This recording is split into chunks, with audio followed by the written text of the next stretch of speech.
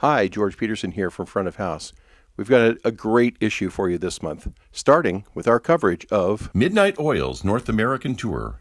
Having sold more than 22 million albums to date, these hard-working Australian rockers are back on the road, and photojournalist Steve Jennings checks in with their sound team.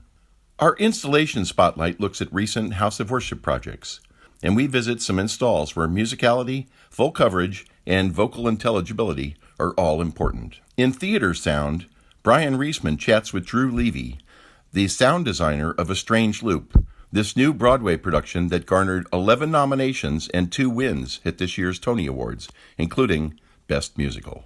Audio analyzers have been an essential part of the audio industry for decades. David Kennedy begins a multi-part survey on the currently available hardware, software, peripherals, and systems for the task. Our buyer's guide this month focuses on universal fit IEMs. Custom in-ear earpieces are preferred, but you might want to be prepared with a backup in case they're lost, run over by a forklift, or you simply need an extra set for last-minute guest artists.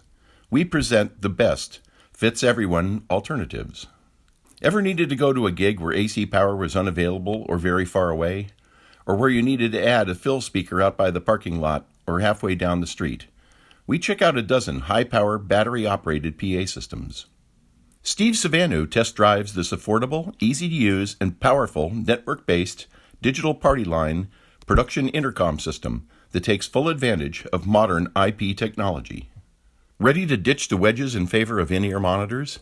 In Digital Edge, Steve Lucero offers 10 essential points to consider when making the move.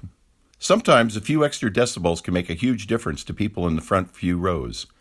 John McJunkin offers some proven techniques for using, placing, and mixing front fills in the House of Worship environment.